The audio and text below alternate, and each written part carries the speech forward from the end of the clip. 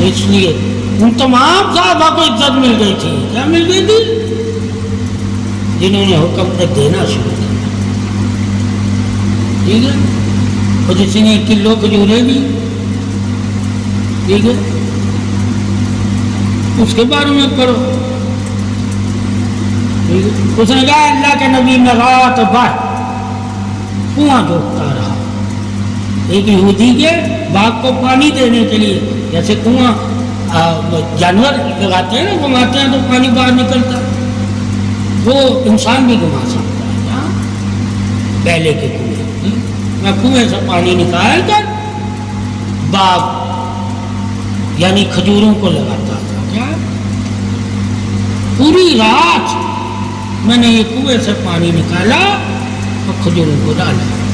صبح اس مالک نے مجھے 2 کلو یا 4 کلو کھجوریں دی، جو آدھی میں گھر چھوڑ آیا ہوں اور آدھی میں آپ کے پاس گیا. پوچھا جائے نبی کو کیا ضرورت تھی؟ تیجے عزت والا بنا دیا اس نے. وہ تو ہے عزت والے تھے، وہ آئے کیوں تھے دنیا میں؟ تمہیں بھی عزت والا بنانے کے لیے. ٹھیک ہے. انہوں نے عزت والا سارے صحابہ کو عزت والا بنا دیا. ٹھیک ہے. اگر وہ تمہیں عزت والا نہ بناتے تو اللہ بھی تجھے عزت والا نہ دیتا. ہم کیا کریں گے؟ 4 کلو ہی گاڑی کھڑا دیں گے.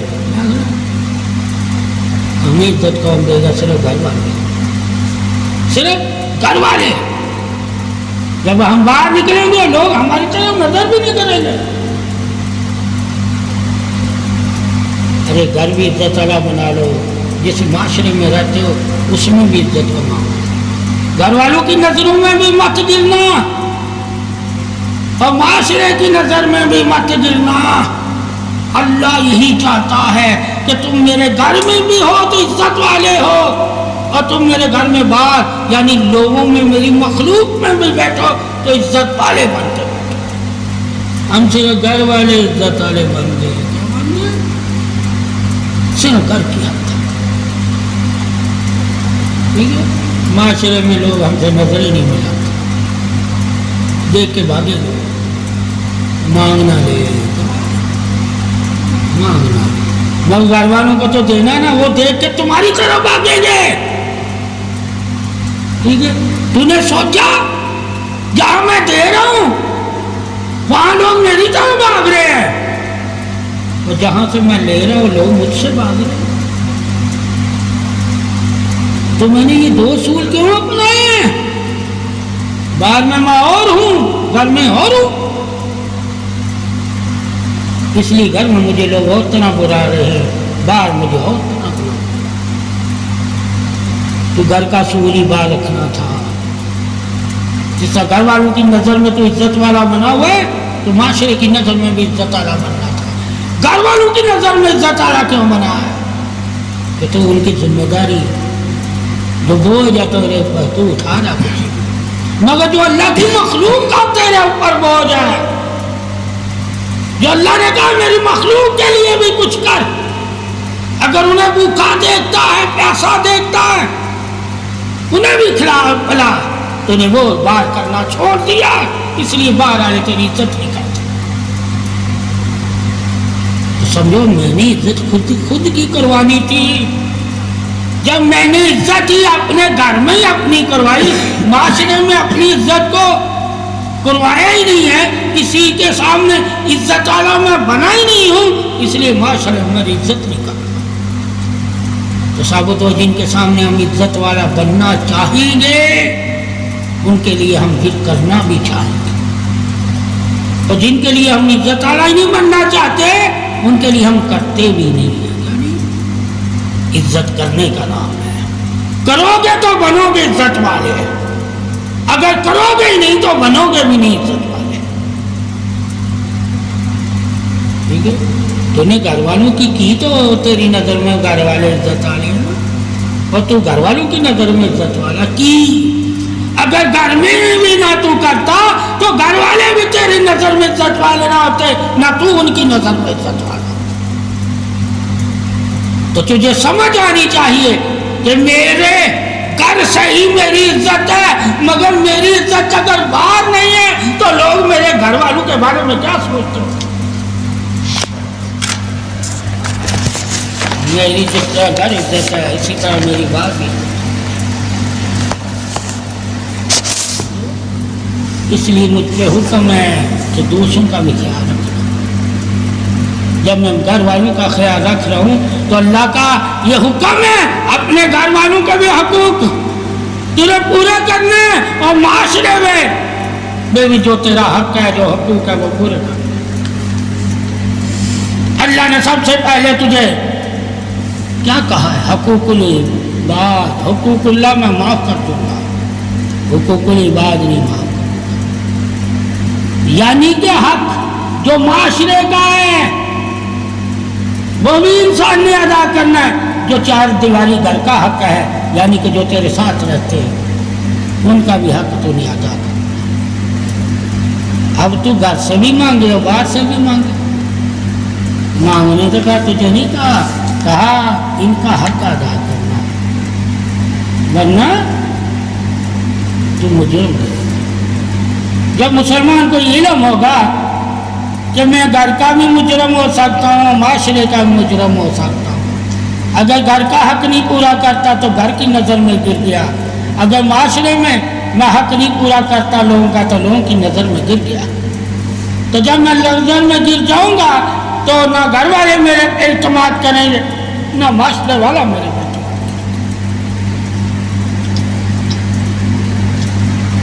نہ گھر والے میرے پہ بھروسہ کریں گے نہ معاشرے، نہ گھر والے میرے پہ اعتماد کریں گے نہ معاشرے، نہ گھر والے مجھے کوئی چیز دیں گے نہ معاشرے، اور نہ گھر والے مجھے کوئی ذمہ داری دیں گے نہ معاشرے.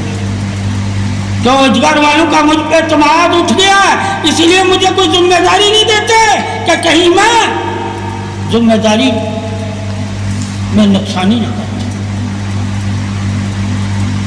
دھوکہ نہ کرتا. کسی کا معاشرے والا بھی دھوکے باز سے ڈر رہا ہے کیا؟ جب تیرا اپنا خون تجھ سے ڈرنے لگ جاتا ہے تو معاشرے والا بھی تجھ سے ڈرے گا نا. کر کے تجھے عزت ملے گھر میں بھی بات تیرا کیا ہی تیرے سامنے آنا، قبر میں بھی دنیا میں بھی. ٹھیک ہے؟ تو یقین کر لینا کہ مجھے کوئی نہیں دیتا، جو ملتا ہے وہ میرا کیا ہی مجھے ملتا ہے. ٹھیک ہے؟ چاہے روزی ہے چاہے وہ بھی مجھے میرے کرنے سے ملتی ہے. ایک ہے نصیب والی روزی، ایک ہے حاصل کرنے والی روزی، ایک ہے برکت والی روزی، ایک ہے عزت والی روزی. روزی میں بھی فرق رکھنا کون سا طریقہ روزی کا عزت والوں کا طریقہ ہے اور کون سا طریقہ روزی کا ذلت والوں کا طریقہ ہے. بہت سے روزی ذلت والی کما کے بھی زندہ رہ رہے ہیں اور بہت سے روزی عزت والی کما کے بھی زندہ رہ رہے ہیں. تو نے دیکھنا میں نے روزی ہاتھ میں جو پکڑی ہوئی ہے یہ کیسے ہی ہے؟ یہ عزت والے کے طریقے سے میں نے روزی کما کے گھر لے کر جا رہا ہوں یا ذلت والے لوگوں کی طرح روزی کما کے میں گھر میں لے کر جا رہا ہوں؟ یہ بھی تیرے اوپر فرض ہے سوچنا. جو تیرے ہاتھ میں پیسہ آیا ہے یہ میں نے پیسہ کس طریقے سے کمایا ہے؟ عزت والوں کے طریقے سے یا ان کے طریقے سے جن پر اللہ لعنت بھیجتا ہے، ذلت والوں کے طریقے سے. تو پیسے پہ بھی تجھے پوچھ ہوگی یہ کس طریقے سے تو نے کما کے اپنے ہاتھ میں پکڑا اور اپنے گھر والوں پہ خرچ کرا، اس کا طریقہ کون سا تھا؟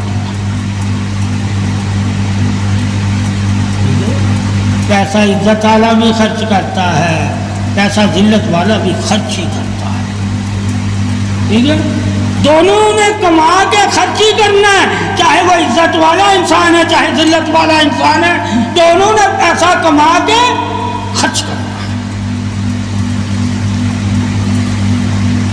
اور دونوں نے اپنی اولاد کو کھلانا ہے۔ اب سوچ تو اپنی اولاد کو حلال کھلا رہا ہے یا حرام کھلا پیسے ہی رہے، ٹھیک ہے، پیسے سے ہی چیزیں لیتے ہو، پیسے سے ہی شان و شوکت یعنی دنیا کی حاصل کرتے ہو۔ یہ میں نے کس طرح حاصل کی؟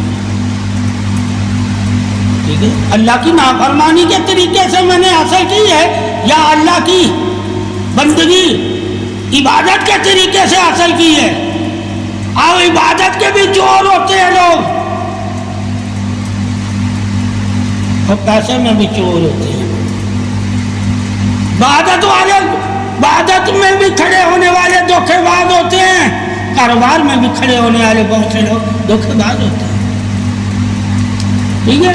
اللہ کی عبادت جب کر رہا ہے انسان، اس میں بھی بتایا گیا بہت سے لوگ منافق ہیں، تمہیں بھی دھوکہ دے رہے ہیں، اپنے خدا کو بھی دھوکہ دے رہے ہیں اور اپنے آپ کو بھی دھوکہ دے رہے ہیں۔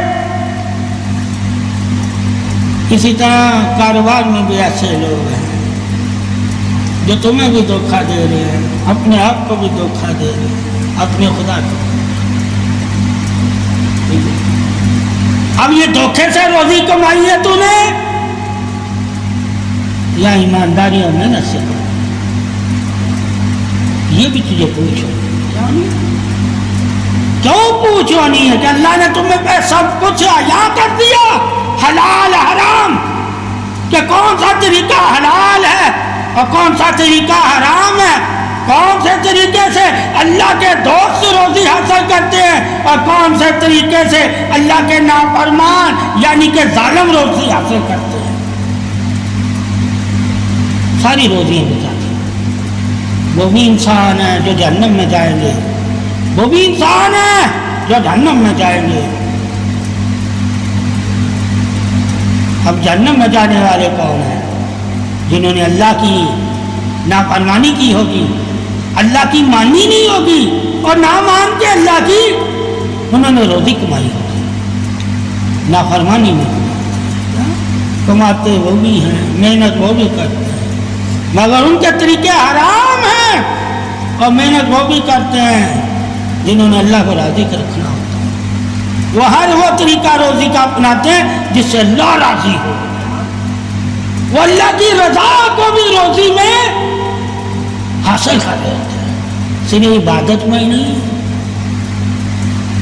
صرف عبادت ہی اللہ کی رضا کے لیے نہیں کرتے، وہ گفتگو بھی اللہ کی رضا کے لیے کرتے ہیں،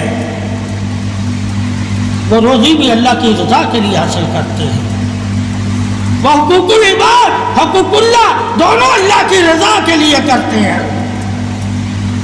انہوں نے ہر اپنے مقصد میں اللہ کی رضا کو شامل حال رکھا ہوتا ہے، وہ کبھی اللہ سے غافل نہیں ہوتے، ہر وقت اللہ کی رضا کے لیے ہر کام کرنے کو تیار ہو جاتے ہیں جس سے اللہ راضی ہو، یعنی کہ حلال روزی کمانے سے بھی اللہ راضی ہوتا ہے، اچھی گفتگو کرنے سے بھی اللہ راضی ہوتا ہے، اچھی نگاہ سے دیکھنے سے بھی اللہ راضی ہوتا ہے، اچھے کی تعریف کرنے سے بھی اللہ راضی ہوتا ہے، اور اچھے لوگوں میں بیٹھنے سے بھی اللہ راضی ہوتا ہے، اور اچھوں کے ساتھ چلنے سے بھی اللہ راضی ہوتا ہے، اور اچھوں کے کام آنے میں بھی اللہ راضی ہوتا ہے، اور اچھوں کی خدمت کرنے سے بھی اللہ راضی ہوتا ہے، اور اچھوں کی عزت کرنے سے بھی اللہ راضی ہوتا ہے۔ صرف عبادت والا طریقہ نہیں بناتے اللہ کو راضی کرنے کا، وہ اخلاق والا بھی طریقہ اپناتے ہیں، وہ اخلاص والا بھی طریقہ اپناتے ہیں، وہ عاجزی والا طریقہ بھی اپناتے ہیں، وہ خدمت اور حیا والا طریقہ بھی اپناتے ہیں، وہ گفتگو والا طریقہ بھی اپناتے ہیں، اللہ کو راضی کرنے کے لیے وہ حلال والا طریقہ بھی اپناتے ہیں، وہ صراط والا طریقہ بھی اپناتے ہیں، وہ اسم والا طریقہ بھی اپناتے ہیں، وہ جسم کے پاک طریقہ بھی پاک اپناتے ہیں. وہ صرف روح کو پاک نہیں رکھتے, وہ جسم کو بھی پاک رکھتے ہیں. وہ صرف پاکی کے لیے کلمہ نہیں پڑھتے, وہ پاکی اختیار بھی کر لیتے ہیں. بہت سے لوگ صرف پاکی کے لیے کلمہ پڑھتے ہیں, پاکی کو اختیار بھی کرتے ہیں. ٹھیک ہے, وہ پاکی کے لیے کلمہ بھی پڑھتے ہیں اور پاکی کو اختیار بھی کر لیتے ہیں. بہت سے لوگ ایمان والوں کے صفوں میں شامل ہو جاتے ہیں مگر دلوں میں نور نہیں بناتے. وہ ایمان کی صفوں میں شامل بھی ہوتے ہیں جو اللہ کی رضا چاہتے ہیں اور دلوں میں نور بھی پیدا ہوتا ہے. ٹھیک ہے, رضا اس کی نور کو پانے کے لیے ہے. اللہ انہی سے راضی ہوتا ہے جو اس کے نور والے ہو جاتے ہیں. اس لیے وہ پاک رزق کے قائل ہوتے ہیں, پاک لباس کے قائل ہوتے ہیں, پاک زبان کے قائل ہوتے ہیں, پاک سوچ کے قائل ہوتے ہیں, پاک نگاہ کے قائل ہوتے ہیں, پاک زمین کے قائل ہوتے ہیں اور پاک ہی لباس کے قائل ہوتے ہیں. ان کی پاکی ہی ان کی تعریف ہے. وہ حرام کی طرف کبھی جاتے ہی نہیں ہیں, وہ ناپاکی کی طرف کبھی جاتے ہی نہیں ہیں, وہ پسند ہی نہیں کرتے ناپاکی کو. جن جن باتوں کو, جن جن گمانوں کو, جن جن زمانوں کو, جن جن نگاہوں کو اور جن جن رزقوں کو اور جن جن راستوں کو اور جن جن دوستیوں کو اور جن جن بھائی چارگیوں کو اللہ نہیں پسند کرتا, وہ جو سچے ایمان والے ہوتے ہیں وہ بھی ان چیزوں کو پسند نہیں کرتے. وہ صرف اللہ کی پسند کو ہی اپنی پسند بناتے ہیں اور اللہ کی پسند والے کہلاتے ہیں. وہ اللہ کے دوست ہو جاتے ہیں جو اللہ کی پسند کو ہی اپنی پسند کہلاتے ہیں اور اللہ ان کی پسند کو اپنی پسند کہتا ہے. یہی اصل میں اللہ کے دوست ہو جاتے ہیں. اللہ پھر ان کی پسند ان کے قدموں میں ڈال دیتا ہے, یعنی کہ اللہ اور رسول کی پسند کو اپنانے والے جو مومن ہوتے ہیں اللہ کہتا ہے ان کی پسند میں ان کے قدموں میں ڈال دیتا ہوں. انہیں خوار نہیں ہونا پڑتا, انہیں ذلیل نہیں ہونا پڑتا, انہیں حرام نہیں کمانا پڑتا. ان کے اندر وہ خوبیاں اللہ ظاہر کر دیتا ہے جو اللہ نے اپنے اسموں کے ساتھ خوبیاں رکھی ہوتی ہیں. کون سی خوبیاں اللہ ان کے اندر پیدا کرتا ہے, پیدا کرتا ہے. کہا جو میں نے اپنے اسموں کے ساتھ رکھی ہوئی ہے وہ خوبیاں میں بندے کے اندر پیدا کر دیتا ہوں. جب وہ خوبیاں بندے کے اندر پیدا ہو جاتی ہے تو بندہ بھی میری خوبیوں سے پہچانا جاتا ہے. اللہ کی خوبیوں سے واقف ہونے کے لیے اللہ کے اسموں سے واقف ہونا لازم ہے. اللہ کے اسموں سے واقف ہونے کے لیے اللہ کی نشانیوں اور دلیلوں سے واقف ہونا. بندے ہی اللہ کی نشانی ہے اور بندے ہی اللہ کی عظمت کی اور پاکی کی دلیل ہے.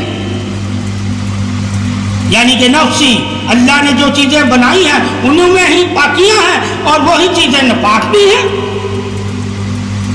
کچھ اللہ نے بنائی پاک, کچھ ناپاک. کچھ کا کھانا جائز, کچھ کا کھانا حرام. مگر ساری مخلوقی اللہ کی پیدا کی ہوئی ہے. یہ طریق حق ہے کہ اللہ نے پیدا کر کے اپنی مخلوق کو پھر علم کے ذریعے مومن کو اس مخلوق میں فرق بتا دیا کہ کون سا نفس تیرے لیے نافع والا ہے اور کون سا نفس تیرے لیے نقصان والا ہے, کون سا نفس تیرے لیے حرام ہے اور کون سا نفس تیرے لیے پاک ہے. کس نفس کو چھو کے تو پاک ہو سکتا ہے اور کس نفس کو چھو کے تو ناپاک ہو سکتا ہے. چھونے کے بارے میں بھی حدیثوں میں اللہ نے بتا دیا کہ بہت سے نفس ہیں جب تم انہیں چھوتے ہو اللہ پاک کر دیتا ہے اور بہت سے نفس ایسے ہیں جب انہیں چھوتے ہو اللہ ناپاک کر دیتا ہے. اب پاکی اور ناپاکی والے نفسوں کے بارے میں تجھے اللہ نے بتا دیا کہ کب کون سا نفس ناپاک ہے, کب کون سا نفس پاک ہے. اور باقی کی قسمیں بتا دی. بہت سے ایسے نفس ہیں جن کو جب تم چھوتے ہو اللہ تیرے گناہ پاک کر دیتا ہے, تجھے گناہوں سے پاک کر دیتا ہے, تیرے گناہوں کو معاف کر دیتا ہے. ان نفسوں کے بارے میں بھی جاننا کہ مومن سے جب تم مصافحہ کرتے ہو, سلام کرتے ہو, تو تمہارا ہاتھ مومن کے ہاتھ سے جدا ہونے سے پہلے اللہ تیرے گناہ معاف کر دیتا ہے. یہ عظمت سے بھی واقف کروا دیا کہ چھونے اور مس ہونے کی عظمت کیا ہے. ٹھیک ہے, اس سے کیا فائدہ ہوتا ہے؟ ہاتھ ملانے سے یہ بھی بتا دیا. خدمت سے کیا فائدہ ہوتا ہے وہ بھی بتا دیا کہ جب کسی کی تم اللہ کی رضا کے لیے خدمت کرو گے تو جب تمہاری کوئی خدمت نہ کرے, یعنی کہ مدد ہے خدمت کرنا, جب تمہارا کوئی مددگار نہ رہے اور تم نے ایسی خدمت کی ہو دنیا میں جس کا صلہ تم نے اللہ کی رضا کو بنایا ہو, اس مدد سے جب تم اللہ سے کہو گے کہ اللہ فلاں بندے کی میں نے خدمت صرف تیری رضا کے لیے کی تھی, آج میرے لیے کوئی مددگار نہیں ہے, اگر اس خدمت کو تم نے اپنی بارگاہ میں قبول فرمایا ہے تو میری آج مدد فرما, تو اللہ تجھے مدد کرتا نظر آئے گا. ثابت ہوا خدمت بندے کی تھی, مدد اللہ نے کی ہے. مدد کس نے کی ہے؟ خدمت ماں باپ کی تھی, مدد اللہ نے کی ہے. خدمت ولی کی تھی, مدد اللہ نے کی ہے. خدمت جانور کی تھی, مدد اللہ نے کی ہے. ارے مدد تو اللہ ہی کرے گا, مگر کسی کی خدمت کرو گے تو اللہ کا مددگار پاؤ گے نا. ثابت ہوا بغیر خدمت کے تو دعا نہیں مانگ سکتا, تو اللہ سے مدد نہیں مانگ سکتا. اس لیے جب ولیوں کو وسیلہ بناتے ہیں تو وسیلہ بنانے والے کو سوچنا چاہیے کہ میں نے کبھی ولایت کی مدد یعنی کہ اس کی خدمت اللہ کے لیے کی ہے, اللہ کی رضا کے لیے. تو جو صحابہ ٹھیک ہے غار میں تینوں قید ہو گئے تھے, انہوں نے وسیلے سے دعا کی تھی, مانگا انہوں نے اللہ سے تھا, مانگا اللہ کو ہی کہا تھا اللہ تو میرا مددگار ہے, مگر میں اپنی ماں کی اپنے باپ کی خدمت کی تھی تیری رضا کے لیے, اگر تو اس خدمت سے راضی ہوا ہے تو اللہ آج اس پتھر کو غار سے ہٹا دے. ہم کے پیر سے مدد نہیں کی تھی, پیر صاحب آپ ہٹا دے پتھر, تو یہ دلیل نہیں ملے گی. کیا نہیں ملے گی؟ میری ماں تو آ کے اس غار والے پتھر کو ہٹا دے, یہ دلیل نہیں ملے گی. مگر نام لیا اس نے اپنے ماں باپ کا. اگر نام لینا کفر ہے, شرک ہے, بدعت ہے, تو اللہ نے پھر ان کی مدد کیوں کی؟ نام لے کر مدد تو اللہ سے مانگ سکتا ہے, مگر جس کا نام لے رہا ہے اسے خدا نہیں کہہ سکتا, یعنی کہ اللہ نہیں کہہ سکتا. اسے اپنا ماں باپ, اپنا بزرگ, اپنا ولی یا اللہ کی مخلوق کہہ کے ہی اس کو وسیلہ بنا سکتا ہے, خدا کہہ کے نہیں. خدا وسیلے سے پاک ہے. کیا خدا وسیلے سے پاک ہے, خدا کو کسی وسیلے کی ضرورت نہیں. وہ بن وسیلے بھی تجھے دے گا, مگر کب دے گا؟ جب تو جان جائے گا کہ وسیلہ اللہ کی رضا ہوتی ہے. جس وسیلے سے اللہ راضی ہوتا ہے وہی وسیلہ تیرے لیے اللہ کی مدد کا حقدار ہو جاتا ہے اور حق ادا کرتا ہے. اللہ اسی کا حق ادا کرتا ہے, اس وسیلے کا جو تو نے اللہ کے لیے بنایا, اسے اللہ نہیں بنانا. تو وسیلے کو اللہ نہیں بنانا تو نے, مگر اللہ کے لیے وسیلہ بنا لینا کہ اللہ نے کہا ہے کہ اگر میری رضا کے لیے تو نے نیکی کی ہوگی کسی کے ساتھ, میری رضا کے لیے کسی کی خدمت کی ہوگی, میری رضا کے لیے کسی کی عزت کی ہوگی، میری رضا کے لیے کسی کو عزت دی ہوگی، اور میری رضا کے لیے کسی کے ساتھ چلے ہوگے، اور میری رضا کے لیے کسی کا گانا بنے ہوگے، اور میری رضا کے لیے کسی کا بوجھ اٹھایا ہوگا، اور میری رضا کے لیے کسی کو راضی کیا ہوگا، اور میری رضا کے لیے کسی کا دل خوش رکھا ہوگا، تو یاد رکھنا اے مومن بندے، میں بھی تجھے خوش رکھوں گا۔ اللہ بھی پھر انہی کو خوش رکھے گا جو اللہ کے لیے اللہ کی مخلوق کو خوش رکھیں گے۔